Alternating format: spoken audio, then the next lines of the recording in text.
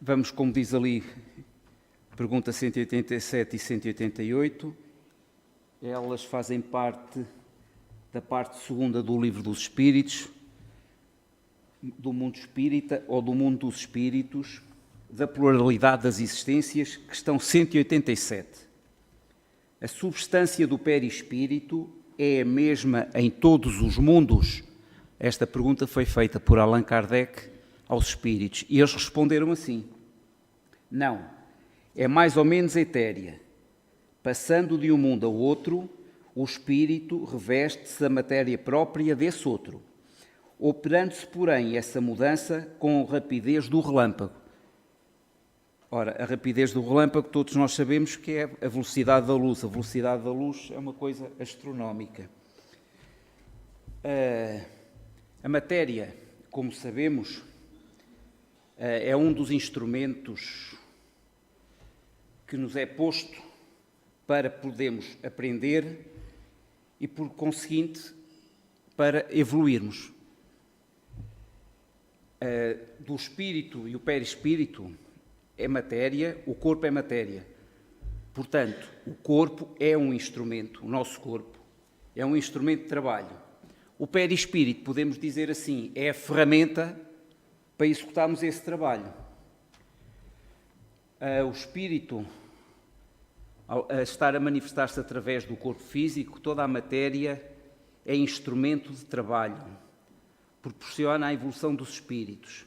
É um instrumento também para a sua evolução. Sabemos que aqui na nossa vida terrena, as ferramentas de trabalho, por exemplo, temos nas várias profissões,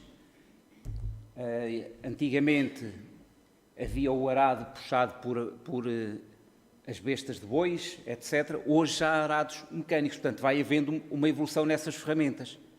Nós também temos que fazer essa evolução. Antigamente os instrumentos para cirurgias eram extremamente rudimentares e hoje já se faz cirurgias teleguiadas. Basta só um pequeno furinho no corpo e os médicos, através desse furinho, conseguem meter uma câmara, conseguem meter um pequeno robô que eles manipulam cá fora para fazer os cortes que forem necessários dentro do organismo. Portanto, as ferramentas evoluem, assim como nós temos o dever de evoluir. Não se preocupem que nunca regredimos. Podemos atrasar a nossa caminhada ao estagnarmos, mas para trás nunca andamos. Para trás só o caranguejo. Nós nunca andamos para trás.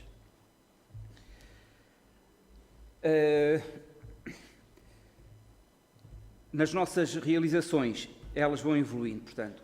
Por exemplo, através da tecnologia vão-se melhorando, possibilitando um trabalho mais produtivo, por vezes até com melhor qualidade. Toda a matéria acompanha a evolução do espírito, como o perispírito é matéria, e esta é uma ferramenta que auxilia o espírito na sua evolução ou na sua caminhada.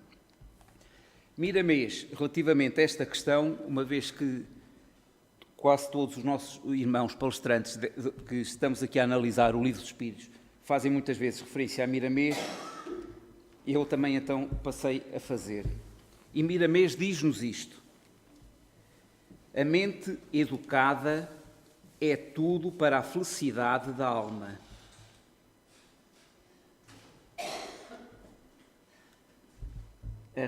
As reencarnações sucessivas nos variados mundos que circulam no espaço cósmico são escolas que têm a missão de educar a mente. Essa educação não se faz num outro espaço. Ela leva milénios incontáveis, porque a educação dos espíritos dentro das ordens de Deus não é o que se fala no mundo, por alguns estudiosos com ideias baseadas, por vezes, em repetições. Tudo isto são processos e nunca a realidade das coisas de Deus. O despertamento espiritual vem pela força do tempo nas condições naturais das atividades do bem, que os espíritos elevam dos seus que nos revelam, e as almas iluminadas deixam exemplos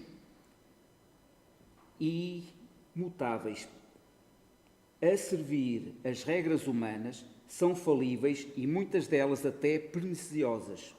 A natureza ensina-nos, na simplicidade da vida, como devemos levar uma vida honesta e como segurança pela fé. A alma, quando passa para um mundo venturoso, troca de roupa. Aqui esta troca de roupa, entre aspas.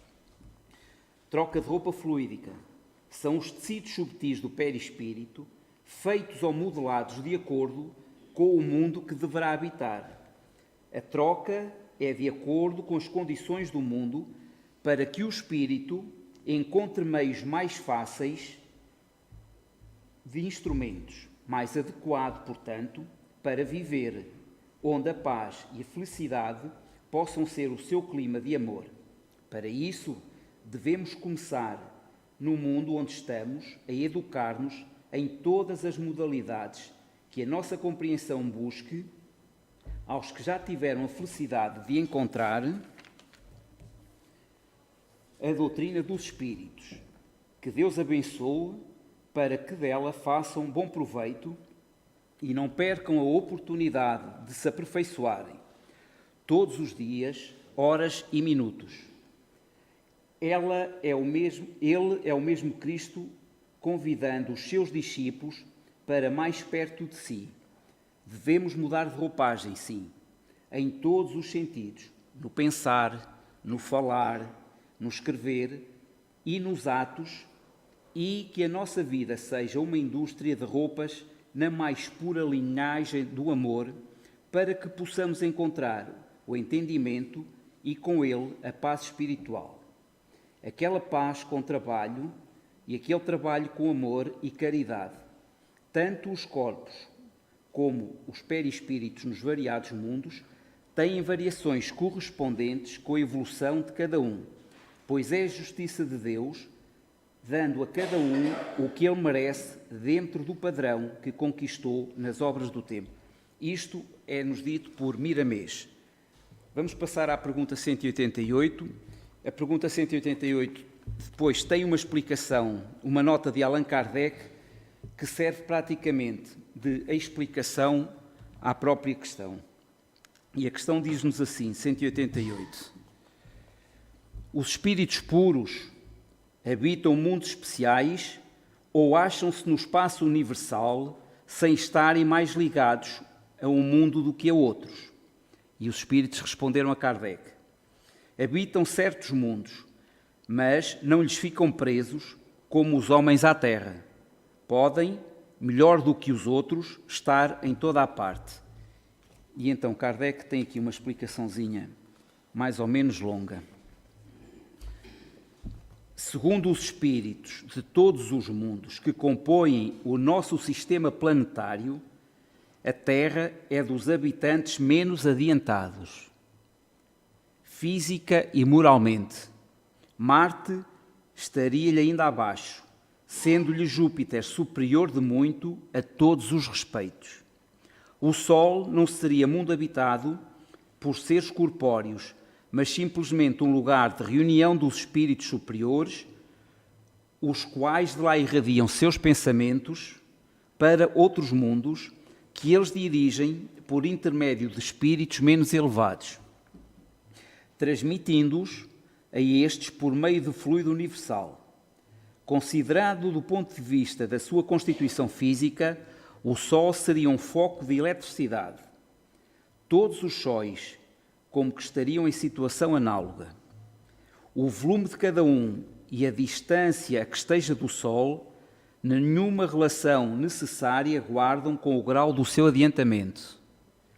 Pois que, do contrário, Vênus deveria ter tido por mais adiantada do que a Terra e Saturno menos que Júpiter. Portanto, aqui está a ordem do sistema solar. Muitos espíritos que na Terra animam personalidades conhecidas disseram estar reencarnados em Júpiter, um dos mundos mais próximos da perfeição, e há causado espanto que, nesse globo tão adiantado, estivessem homens a quem a opinião geral aqui não atribuía tanta elevação.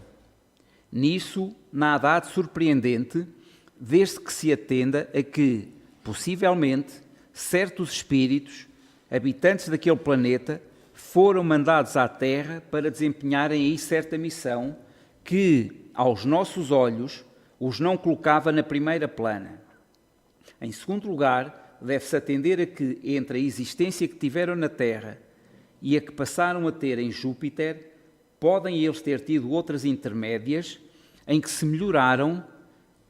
Finalmente, cumpre-se considerar que, naquele mundo, como no nosso, múltiplos são os graus de desenvolvimento e que, entre esses graus, pode mediar lá a distância que vai entre nós, do selvagem ao homem civilizado. Assim, do facto de um espírito habitar Júpiter, não se segue que esteja no nível dos seres mais adiantados. Do mesmo modo que ninguém pode considerar-se na categoria de um sábio do Instituto só porque reside em Paris. As condições de longevidade não são, tampouco, em qualquer parte, as mesmas que na Terra, e as idades não se podem comparar. Evocado, um espírito que desencarna havia alguns anos, disse que, desde 6 meses antes, estava encarnado num mundo cujo nome nos é desconhecido. Interrogado sobre a idade que tinha nesse mundo, disse: não posso avaliá-la, porque não contamos o tempo como contais. Depois, os modos de existência não são idênticos. Nós, lá, desenvolvemos-nos muito mais rapidamente. Entretanto, se bem não haja mais de 6 dos vossos meses que lá estou, posso dizer que, quanto à inteligência, tenho 30 anos de idade que tive na Terra. Muitas respostas análogas foram dadas por outros espíritos, e o facto nada apresenta de inverosímil. Não vemos que, na Terra, uma imensidade de animais em poucos meses adquire o desenvolvimento normal? Porque não se poderia dar o mesmo com o homem noutras esferas?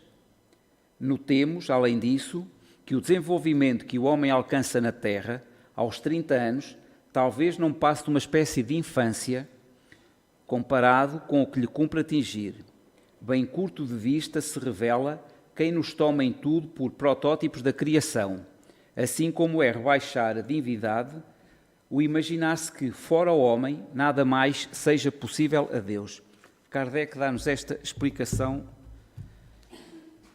que depois pouco mais podemos aqui acrescentar, que ele compara mundos, nós podemos fazer essa comparação dos mundos que ele aqui faz, aqui nós com a escola-universidade. Nós não podemos chegar à universidade sem passar pela escola, salvo raras exceções.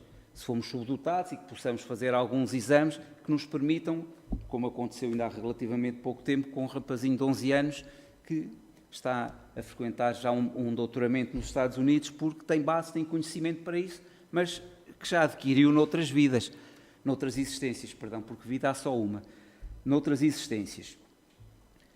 As missões dos mais evoluídos, ou seja, depois de atingirmos determinado grau, há bocado disse que não andamos para trás.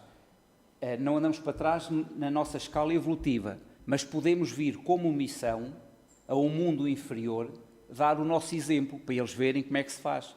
Foi o que Jesus fez na Terra. Porque a Terra, segundo se calcula, tem 450 mil milhões de anos e à formação da Terra, já Jesus era um espírito crístico. Portanto, vejam a idade dele, de espírito. E ele veio à Terra como missão, veio nos ensinar, só que nós parecemos que estamos cegos ainda. E Jesus diz-nos esta frase: meu Pai trabalha até hoje e eu trabalho também.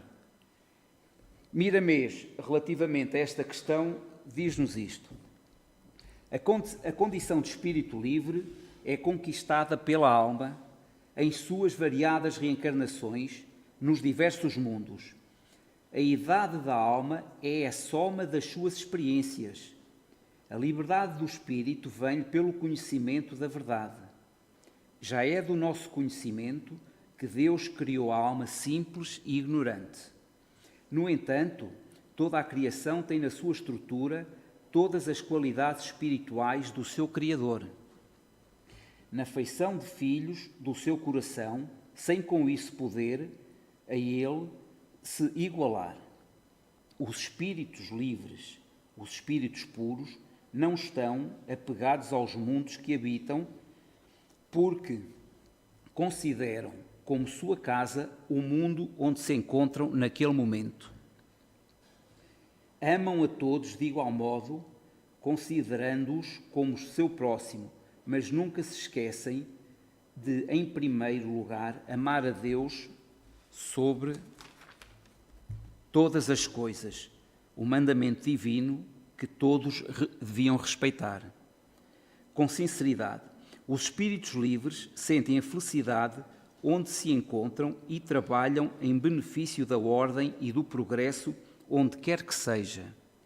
Eles estão completamente libertos das mazelas humanas.